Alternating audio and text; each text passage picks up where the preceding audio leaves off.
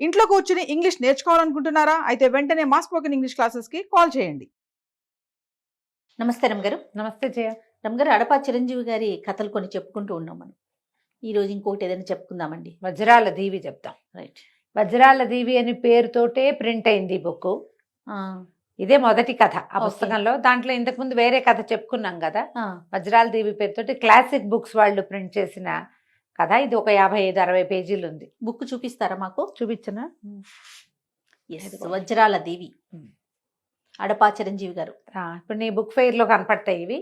కావాలంటే classic books వాళ్ళే వేశారు, విజయవాడ వాళ్ళు.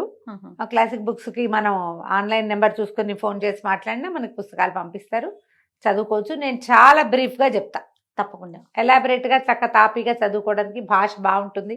సులువైన హాయి అయిన శైలిలో కథ చకచకా నడిపించేస్తారు, ఇంట్రెస్టింగ్ గా ఉంటుంది. ఈయన కొంచెం మలుపులు ఎక్కువ కథల్లో, ట్విస్ట్లు చాలా ట్విస్ట్లు ఉంటాయి. మళ్ళీ అసలు కథను వదిలిపెట్టకుండా వెళ్తారు. చెప్దాం. వజ్రాల దీవి. ఓకే అండి. వింధ్యాటవిని ఆనుకుని ఉన్న ఒక రాజ్యంలో భద్రయ్య అని ఒక సైనికాధికారి ఉండేవారు. అయితే ఏంటంటే మొదట కాలంలో చాలా నిజాయితీపరుడిగా పేరు తెచ్చుకుని చాలా గట్టిగా మంచి పౌరుషము, శూరత్వము, వీరత్వము ఉన్నవాడే ఈయన. ఈయనకు ఒక కుమారుడు ఉన్నాడు జయశీలుడని, భార్య మీనాక్షి. ఒక నడి వయసు వస్తూ ఉండగానే ఈయనకి ఏదో తీవ్రమైన అనారోగ్యం చేసింది. నరాలకు సంబంధించిన వ్యాధి, కదలికలు పోయినాయి. అయ్యో, మనం ఇప్పుడు కూడా చూస్తాం అట్లాంటివి. మంచాన పడిపోయాడు. అప్పుడు మరి వీళ్ళకి రిటైర్మెంట్ బెనిఫిట్స్ అవి ఉండే కాలం కాదో ఏమిటో మరి తెలీదు. కుర్రాడు ఇంకా 19-20 ఏళ్ళవాడు, 17-18 ఏళ్ళవాడుగా ఉండగానే ఈయనకి అనారోగ్యం సోకింది. ఇంకా నడి వయసు రాలా పాపం. ఎర్లీ 40sలోనే మంచాన పడిపోయాడు. ఆ భార్య దగ్గరున్న వర్తకుల ఇళ్లలో వంటలు చేస్తూ మెల్లిగా ఏదో భర్తని పిల్లాడిని చూసేది. పిల్లాడు ఆడుతూ పాడుతూ ఉండేవాడు. ఏకపుత్రులు అలాగే ఉంటారు. ఈయన పరిస్థితి రాను రాను దిగినాసిల్లిపోయి మంచానికి అంటుకుపోయేసరికల్లా కొడుక్కి ఒకసారి నచ్చజెప్పింది. నాయన, నువ్వు ఏదైనా పని చేస్తే కానీ మన ఇల్లు నడవదు, మీ నాన్నకి వైద్యం అవ్వదు, ఇది కష్టం అని చెప్పి మెల్లిగా కుర్రాడు ఏదో పనిలో పడ్డాడు.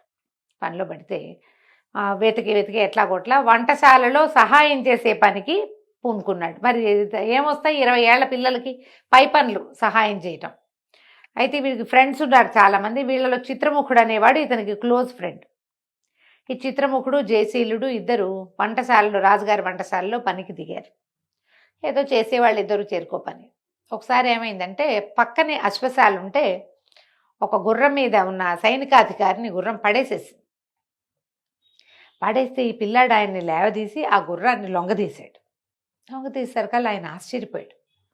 ఊరిని నువ్వు ఉండాల్సింది ఇక్కడ కాదురా, నువ్వు అశ్వశాలలో ఉండాలి, కొంచెం పెద్ద పోస్టులో ఉండాలి, నువ్వు చాలా బలశాలివి, తెలివిగలవాడివి, గుర్రాన్ని లొంగదీయగలిగేవంటే నువ్వు మామూలు వాడివి కాదు, మంచి పౌరుషం ఉన్నవాడివి అంటే, ఈ అబ్బాయి ఏమన్నాడంటే, నాకు ఒక సహాయం చేయండి. సరే, ఉద్యోగం ఓకే.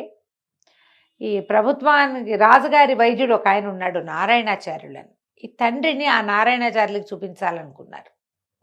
ఆయనని కాస్త మా ఇంటికి వచ్చి మా నాన్నను చూసేలాగా ఏర్పరచండి అని అడిగాడు. తన్ని కాపాడాడన్న దీంతో అశ్వశాల అధికారి నారాయణాచార్యులు గారిని తీసుకొచ్చాడు. ఆయన వచ్చి చూసి, ఇది చాలా విచిత్రమైన జబ్బు, మామూలు ఏ మందులకి ఇది లొంగదు, ఇది నార్మల్ అయ్యే అవకాశం లేదు, ఒక అపురూపమైన మూలిక ఒకటి ఉంది, సాధారణంగా దొరకదు, తేవటం కూడా కష్టమే, ఇంక ఇది వ్యాధి మొదలెట్టే ఎంతకాలమైంది అని లెక్కపెట్టి ఇంకొక 3 నెలల సమయం ఉంది ఇతనికి, తర్వాత మరణమే. ఇంకా ఈ మాత్రం క్రియ, ఆహారం మింగే క్రియ కూడా ఉండదు అని చెప్పి ఏం చెప్పాడంటే, మనకి ఇక్కడ వజ్రాల దీవి అని ఒక దీవి ఉంది. ఆ వజ్రాల దీవిలో ఈ సంజీవని అనే ఒక ప్రత్యేకమైన మూలిక దొరుకుతుంది. అది కనపడుతుంది ప్రత్యేకంగా. ఆ మూలిక చిన్న ముక్క ఉన్నా చాలు, అది కనుక తెచ్చి దాని రసం ఇస్తే ఇతను మామూలు మనిషి అవుతాడు. అది తేకపోతే జరిగేదేం లేదు. ఈ కుర్రాడు అన్నాడు, నేను ఆ వెళ్తాను, తప్పకుండా ప్రయత్నం చేస్తాను అన్నాడు. ఈ అబ్బాయి ఉద్యోగంలో చేరిన దగ్గర నుంచి డబ్బులు దాచిపెట్టాడు. కొంతకాలం జరిగింది వంట పాకశాలలో. మరి వెంటనే ఏమి ఇతనికి పెద్ద ఉద్యోగం, పెద్ద అవకాశం లభించాల. అప్పటి నుంచి ప్రతి రూపాయి దాచిపెట్టాడు. వాళ్ళ అమ్మ ఇళ్లలో పనిచేసి ఇల్లు నడుపుతుంటే వీడితో సంపాదించిన డబ్బంతా దాచాడు. నేను ప్రయత్నం చేస్తా, ఈ వజ్రాల దీవికి ఎలా వెళ్ళాలి ఏమిటి, వెళ్తూ ఉంటే సమాధానం లభిస్తుంది. మనకి ఇక్కడికి కొంత దూరం అంతే, ఈ దిక్కులో ఉందని మాత్రమే తెలుసు, అంతకంటే విశేషంగా తెలియదు. ప్రయత్నం చేసుకుని అడుగుతూ వెళ్ళటమే. ఇదివరకు మ్యాప్లు గిప్పులు లేవు కదా ఇట్లా. గూగుల్ మ్యాప్స్ ఇక్కడ ఉన్నాయి. అయితే గూగుల్ మ్యాప్లుగా ఏవి పనిచేసేవి? ఋషులు, మునులు, రాజ కుటుంబాల్లో ఉన్న కొంతమంది ప్రత్యేకమైన వ్యక్తులు, వాళ్ళు గూగుల్ మ్యాప్లుగా పనిచేసేవాళ్ళు. అవును. అంజన వేసి ఇక్కడి నుంచి తూర్పుగా వెళ్ళు, దక్షిణంగా వెళ్ళు, కొండ ఉంటుంది, ఎక్కు, దిగు, దూకు, ఒక నది ఉంటుంది, దాన్ని దాటు, అక్కడ ఉంది, అలాంటివి చెప్పగలిగేవాళ్ళు. అవకాశం ఇంకో రకంగా లేదు. సరే, ఇతను ఏం చేశాడు, సంపాదించిన డబ్బులన్నీ తల్లి చేతికి చమ్మ, నువ్వు పని కోసం బయటికి వెళ్ళొద్దు, ఈ ఉన్న దాంతో ఈయన ఇచ్చిన ఏదో పొళ్ళో ఏదో ఇచ్చారుగా ఆ వైద్యం నడిపించు, ఈ డబ్బులు పెట్టుకుని ఇంట్లో ఉండండి నాన్న, నువ్వు, నేను ట్రై చేసి తెస్తానన్నాడు. తనతో పాటు చిత్రముఖుడిని తీసుకెళ్ళాడు. ఓకే. తీసుకెళ్తే ఓ 2 రోజులు తెచ్చుకున్న ఆహారం తిని ఒక ఊరు చేరారు. ఇక చిల్లరే, వాళ్ళ దగ్గర పెద్ద డబ్బులు ఏం లేవు. ఏదో ఆహారం రోడ్ల మీద ఏంటంటే రాజులు ధర్మసత్రాలు కట్టేవాళ్ళు, అవి ఉండేవి. అడవుల్లో పళ్ళు, కాయ, కసరు ఏదో ఉండేది. పల్లెటూళ్ళలో ఎవరైనా వాకిట్లో పోయే పిల్లలు ఎవరైనా కనపడితే ఏమైనా 2-3 పనులు చేయించుకుని వాళ్ళతో భోజనం పెట్టే విధానాలు కొన్ని ఉండేవి. పొలాల్లో పనులు చేసి డబ్బులు సంపాదించుకునేవాళ్ళు. డబ్బు కంటే చాలా ప్రధానమైన అవసరం భోజనమే. అతిథి అభ్యాగతులకి అన్నం పెట్టే రోజులు, ఆ కాలం అలాంటిది. ఇప్పట్లాగా ఏర్పాట్లు చేసుకుని వెళ్ళవలసిన పని లేనే లేదు. అప్పుడు ఏదో చిన్న ఏర్పాటుతో వెళ్ళేవాడు. ఓ పేదరాజు పెద్దమ్మ దగ్గర ఆగారు. ఆవిడ దగ్గర భోజనం చేసి ఉన్న చిల్లర పైసలు ఆవిడ చేతిలో పెట్టి, ఏమిటవ్వా మీ ఊరు విశేషాలంటే, విశేషాలుగా ఏమున్నాయి బాబు, మరి ఇప్పుడు ఇంకా నగరం దగ్గరలో ఉంది, ఈ దేశాన్ని విరూపాక్ష దేశం అంటారు, భూపాల వర్మ గారిని ఒక రాజుగారు, ఈయనకి సూర్యప్రభ అనే సౌందర్యవతైన కూతురు, ఏదో ప్రత్యేకమైన పోటీ పెట్టి పెళ్లి చేస్తామని అనుకుంటున్నారు. ఆమె పెళ్ళి విశేషమే, ఆమె విశేషమేనని చెప్పుకుంటున్నారు నాయన ఊళ్ళోను అని చెప్పారు. చెప్తే వీళ్ళకి మరి వింతలు విడ్డూరాలు చూస్తూ వెళ్తేనే కదా మనకు తెలిసేది. అంతేగా. వీళ్ళు ఆ విరూపాక్ష నగరానికి వెళ్ళడానికి ఒక 2 రోజులు ప్రయాణం చేసి అక్కడికి చేరారు. ఆ విరూపాక్ష నగరంలో వీళ్ళకి కనపడింది ఏంటంటే, ఊళ్ళోకి వెళ్తుంటేనే పెద్ద ఏనుగు కనిపించింది. ఎంత ఏనుగు! అడవి ఏనుగుని తెచ్చి ఊళ్ళో మధ్యలో నుంచోబెట్టారు ఏమిటి అనుకున్నారు. తీరా దగ్గరికి వెళ్తే తెలిసింది అది ఒక రాతి ఏనుగు. చాలా మంది చూస్తున్నారు అక్కడ నిలబడి. ఏమిటి అని అడిగితే, ఎవరైతే దీన్ని, ఈ రాతి ఏనుగుని, ఈ ఏనుగుని నడిపించి కోటకి వస్తారు, ఎత్తుకుని కోటకి తీసుకొస్తారు, వాళ్ళకి రాజకుమార్తెనిచ్చి వివాహం చేసి అర్ధరాజ్యం ఇవ్వబడుతుంది అని రాసింది అక్కడ. చూస్తే రాతితో చెక్కిన ఏనుగు అది. దాన్ని ఎట్లా ఎత్తుకుంటారు? మామూలు ఏనుగునే ఎత్తుకోలేరు, రాతి ఏనుగుని అసలు ఎత్తుకోలేరుగా. సరే, వీళ్ళ పక్కన ఎక్కడో ఏవో పూటకోళ్ళ ఇల్లుంటే భోజనం చేశారు. ఈ ఏనుగుని పరిశీలిద్దామంటే ఆ ఊరో జనం అంతా చాలామంది అక్కడ నిలబడి చూస్తూ ఉంటారు. ప్రతివాడు వస్తాడు, చూస్తాడు. రాందగత్తి అయిన రాజకుమార్తె, విరూపాక్ష దేశం బాగా సంపన్నమైన దేశం, అర్ధరాజ్యం వస్తుంది, పిల్లని పెళ్లి చేసుకోవచ్చు, చూసి వెళ్ళిపోతారు. దీన్ని ఎట్లా ఎత్తుతాం? ఈ అబ్బాయి ఏం చేశాడు, దాని చుట్టూతో తిరగటం మొదలుపెట్టాడు. తిరగ్గా అతనికి ఏం కనపడింది, ఆ ఏనుగు నెత్తి మీద ఏమిటో 2 బొడిపలు ఉన్నట్టుగా ఉన్నాయి.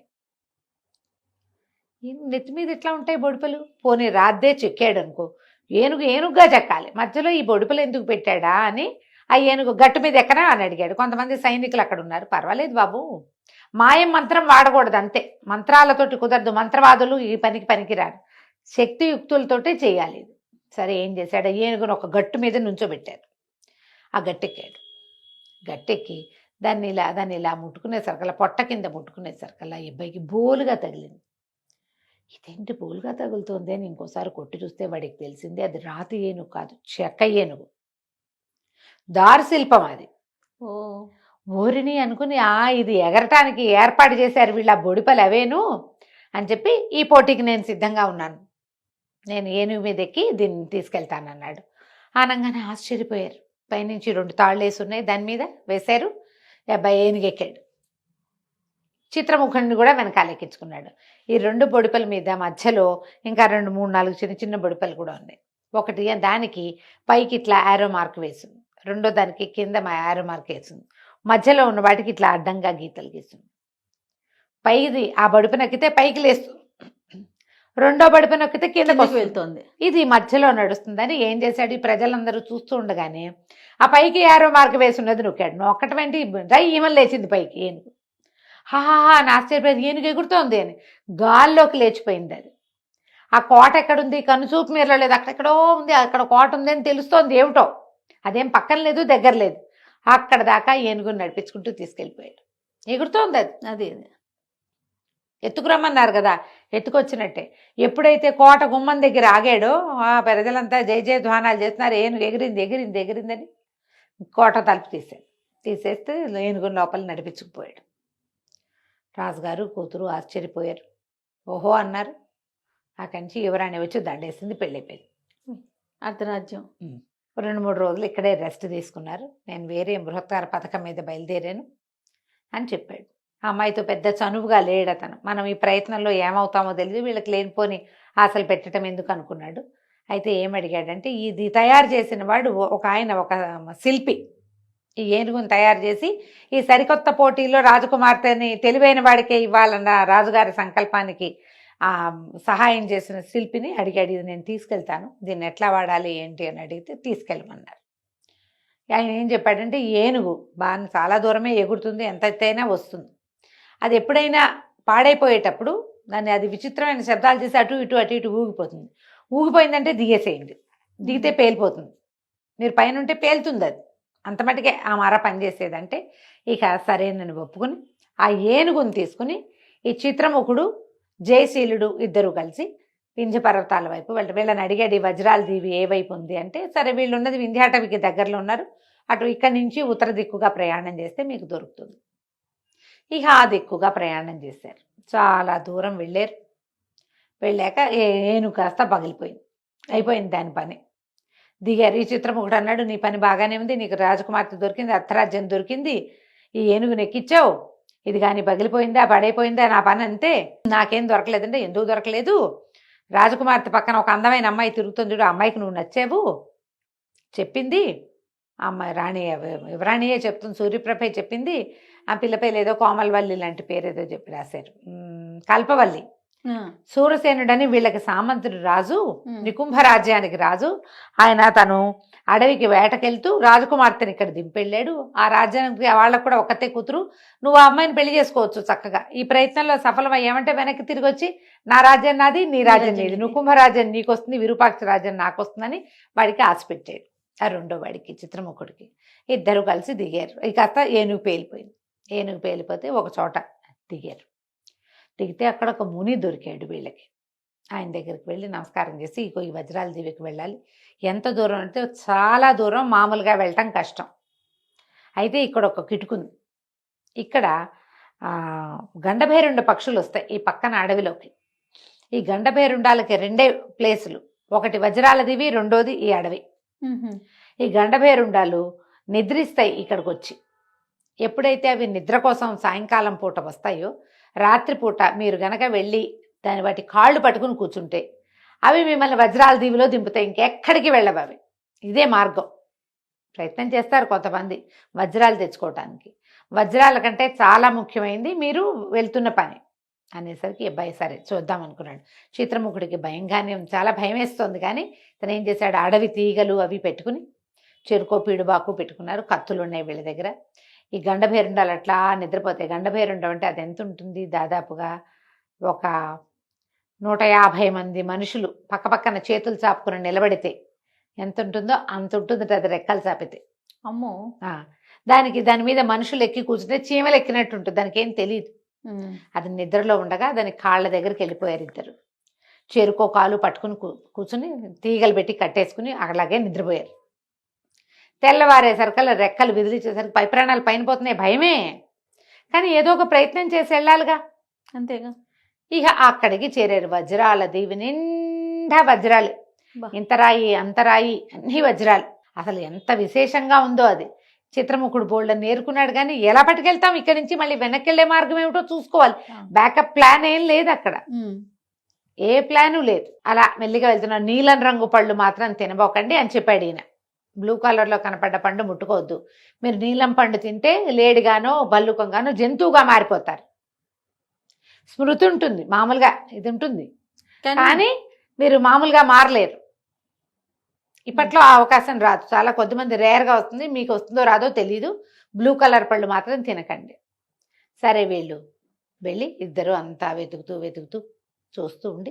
చూసుకున్నారు. పళ్ళు నీలం రంగు పళ్ళు ఉన్న చెట్లు కూడా ఉన్నాయి, ఆకర్షణీయంగా ఉన్నాయి, కానీ దాని జోలికి వెళ్ళల.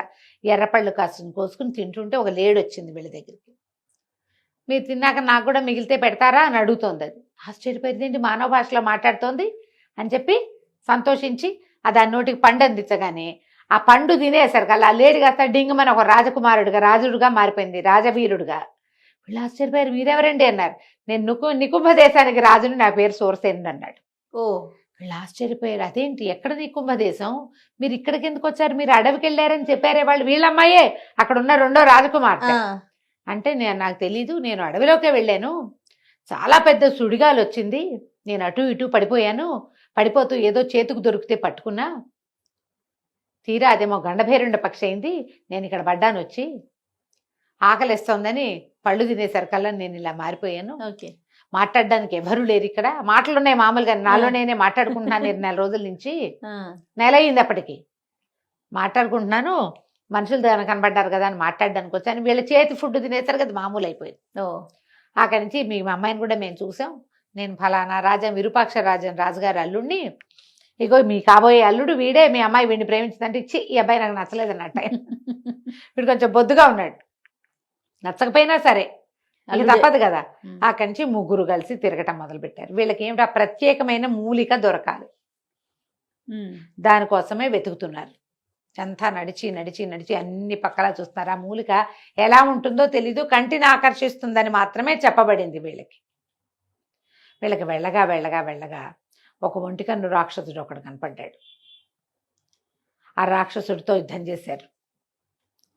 రాక్షసుడు వెళ్ళిపోయాడు. అక్కడి నుంచి ఇంకా అడవిలోకి ముందుకెళ్తే ఒక పెద్ద చెట్టు, ఆ చెట్టుకి లోపల ఇట్లా చుట్టుకుని ఈ సంజీవని వేరు అతనికి కనపడింది. చెట్టు ఎంత మెరిసిపోతోందో, ప్రత్యేకంగా కనపడుతుంది. మామూలుగా చెట్లు అట్లా ఉండవు కదా. అది చూసి దగ్గరికి వెళ్ళే లోపల ఇతనికి ఒక విషయం తెలిసింది. అందంగా ఉంది ఆ పువ్వు, ఆ చెట్టు. ఈ సంజీవని ఓషధి పట్టుకుని ఉన్న చెట్టు కూడా భలే అందంగా ఉంది. ఏదైనా జంతువు దగ్గరికి వెళ్ళేసరికల్లా ఆ చెట్టు భీకరంగా మారిపోతుంది. 2 మొరటుగా ఉన్న 2 కొమ్మలు ఇలా ముందుకొచ్చి అక్కడున్న ఆ లేడినో జంతువును పట్టుకోవడం, లోపల పొట్టలో వేసేసుకుంటుంది. ఓహో, ఇది చూసారు. ఇది మ్యాన్ ఈటర్, అది ఏదైనా ఈటర్, అది మాంసభక్షకురాలు ఉంటాయి కదా కొన్ని మాంసభక్షకాలు ఉండే చెట్లు. అవునవును. వీడికి అర్థం కాల ఏం చెయ్యాలి. దగ్గరికి వెళ్తే ఆ వేరు కోసం దగ్గరికి వెళ్తే అది పట్టేస్తుంది. అయినా కూడా వెళ్ళాడు. వీళ్ళిద్దరు అరిచారు, కేకలు పెట్టారు, వద్దు వద్దు నువ్వు వెళ్ళబోక అని. కానీ మరి వేరేమో అక్కడ ఉంది, తనకు అది కావాలి, ఆ సంజీవని. సరే ముందుకెళ్ళటం మొదలుపెట్టాడు. ముందుకెళ్తుంటే అది రయ్యమని మీదకి వస్తుంది. వీటి దగ్గర కత్తి పిడిబాకు ఉన్నాయి కదా, కత్తి పెట్టి కొట్టడం మొదలుపెడితే ఇక ముందుకెళ్లే కొందికి భీకరంగా యుద్ధం చేస్తుంది. అది ఈ కొమ్మలు కాకుండా ఇంకో పక్క నుంచి కొమ్మలు వచ్చేస్తున్నాయి. ఓకే, మీదకి వచ్చేస్తుంటే చిత్రముఖుడు కూడా తన ఫ్రెండ్కి దెబ్బలు తగులుతాయని వాడు కూడా వచ్చాడు. ఇద్దరు కలిసి యుద్ధం చేస్తున్నారు. ఎన్నిసార్లు కొట్టేసినా మళ్ళీ కొమ్మలు మొలుచుకొచ్చేస్తున్నాయి. అవి తెగిపోయిన కొమ్మ వదిలేసి ఇంకో కొమ్మల నుంచి వచ్చేస్తుంది. నా చేతులు విరగొట్టావు నువ్వు, నీ అంతు చూస్తాను, నీ సంగతి చూస్తాను అని మాట్లాడుతోంది. అది మాటలు ఉన్నాయి ఆ చెట్టుకి. మాట్లాడుతుంటే ఈ చిత్రముఖుడు అన్నాడు, నువ్వు ఒక వీరుణ్ణి జయించాలంటే వాడి కుడికాలి బొటన వేలు గోరుని కొట్టాలి తెలుసా అన్నాడు. అలాగా అంది చెట్టు. మరి నిన్ను కొట్టాలంటే ఏం చేయాలంటే నా నెత్తి మీద ఉన్న కొమ్మను కొట్టాలరా అనటం ఏమిటి. ఈ జయశీలుడు ఒక్క ఎగిరి ఆ నెత్తి మీద ఉన్న కొమ్మను కొట్టేశాడు. ఓకే, ఎప్పుడైతే తల తెగిందో ఆ ప్రాంతంలో ఒక యక్షకన్య వచ్చింది. ఓహో, ఆమె ఏం చెప్పిందంటే, ఎన్నేళ్ల నుంచో నేను ఇక్కడ పడున్నాను, ఇలా మాంసభక్షణతోటే నా జీవితం గడుస్తోంది. అయితే నా అదృష్టం ఏంటంటే ఈ సంజీవని ఔషధిని కాపాడడానికి నేను ఇక్కడ ఉన్నాను. ఈ ఔషధి కావాల్సినంత తీసుకోండి, మీకేం సహాయం కావాలో చెప్పండి. ఈ లోపల చిత్రముఖుడు మావగారు ఇద్దరు కలిసి ఏరుకోగలిగినన్ని వజ్రాలు ఉత్తరీయాల్లో మూట కట్టుకున్నారు. కాకపోతే జయశీలుడు ఒక్క వజ్రం కూడా తీసుకోలే. అతనికి ఆసక్తి లేదు వాటి మీద. అది తెచ్చుకుంటే ఆటోమేటిక్గా తండ్రికి నయం అవుతుంది, తనకు ఎలాగో బ్రహ్మాండమైన రాజ్యం ఉంది. సూరసేనుడు కూడా వజ్రాల మీదే ఆసక్తిగా ఉందన్నమాట. బోల్డని ఏరు పెట్టుకున్నారు. సరే లోపలికి ఆమె చెట్టు దగ్గరికి వెళ్ళి, ఈ చెట్టు అంతా మాయమైపోయిందిగా, యక్షకన్యగా మారిపోయింది. ఆ దగదగలాడుతున్న సంజీవని వేరుని ఇంత ముక్క కట్ చేసి చాపేడి బాగుతోటి దట్టీలో పెట్టుకున్నాడు. పెట్టుకున్నాక ఈ యక్షకన్యని అడిగాడు, మమ్మల్ని ఇక్కడి నుంచి మా ఇంటికి పంపించు. రకరకాల దారులు మారుతూ మేము ఇక్కడికి వచ్చాము, ఎంతో దూరాన్ని ఉన్నాం, మేము ఎట్లా వెళ్ళగలుగుతామో తెలియకుండా ఉందంటే సరేనని ఏం చేసింది, ఆమె ఒక హంసవాహనాన్ని ఒకటి సృష్టించి ఇచ్చింది. ఇది ఎక్కి వెళ్ళిపోండి, మీ 2 రాజ్యాలకి ఇది మిమ్మల్ని దింపుతుంది. అది ఎక్కి కూర్చుని ఏరుకున్న వజ్రాలన్నీ మూటలు మూటలుగా దాని మీద పెట్టుకుని ఓకే. ముగ్గురు అక్కడి నుంచి బయలుదేరి వచ్చేసారు. ఇది నేను ఇంత స్పీడ్గా చెప్పేశాను ఈ కథని. చిన్న చిన్న ట్విస్టులతోటి మధ్య మధ్యలో రకరకాల దారులు, వీళ్ళు ఏ ఏ దారుల్లో వెళ్ళారు, ఎక్కడ ఏ ప్రాంతంలో ఏముంది చక్కగా రాశారు వివరంగా. పుస్తకం తెప్పించుకుని చదవండి. డెఫినెట్గా. అక్కడికి వెళ్ళాక ఇవి తీసుకుని సొంత ఊరికి తీసుకుపోయారు. ముందు తీసుకెళ్తే ఇంకా సమయం తక్కువ ఉంది వీళ్ళకి. ఆ నారాయణాచార్యులు గారు వచ్చి దాన్ని రంగరించి ఆ భద్రుడు అనే ఈ పిల్లవాడి జయశీలుడి తండ్రికి మందు చేసి ఇచ్చారు. చిన్న ముక్క మిగిలితే ఆయన అపురూపంగా ఇంత వైద్యం చేసినందుకు జాగ్రత్తగా పెట్టుకున్నాడు. ఆయన ఎవరికైనా ఇలాంటి ప్రాబ్లం వచ్చినప్పుడు దీన్ని వాడుకోవచ్చు అని చెప్పి ఓ ముక్క ఉంచుకుని ఈయనకి వైద్యం చేసేసరికల్లా మెల్లిగా 2-3 రోజుల్లో శరీరం స్వాధీనపడి నార్మల్గా లేవగలిగాడు. తర్వాత ఈ జయశీలుడికి అమ్మాయికి పెళ్లి చేసేశారుగా ముందు. ఇతను తన రాజ్యానికి, తన మామగారి రాజ్యానికి వెళ్ళిపోయాడు. సూరసేనుడు కూడా ఈయన మొదట ఈ పెళ్లి కుమారుడు నచ్చలేదు, కానీ వాడు తెలివి కలిగిన వాడు, సాహసి, అవన్నీ అర్థమైనాయి కదా. ఆ చెట్టుని దాని ప్రాణ రహస్యం ఏంటో అతనే కదా అడిగాడు. దాంతో ఆయన కూడా తీసుకెళ్లి తన కూతుర్నిచ్చి వివాహం చేసి నికుంభ రాజ్యానికి చిత్రముఖుడు, విరూపాక్ష రాజ్యానికి జయశీలుడు రాజులయ్యి హాయిగా కాలక్షేపం చేశారు.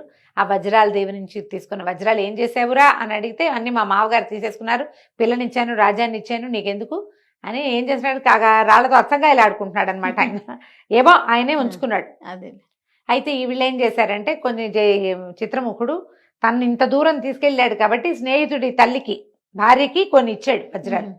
ఇస్తే ఎవరైనా సహాయం అవసరమైన వాళ్ళకి ఈ డబ్బుతో సాయం చేయండి అని ఆ కోడల రాజకుమార్తె కూడా అత్తగారికే ఇచ్చేసిందట.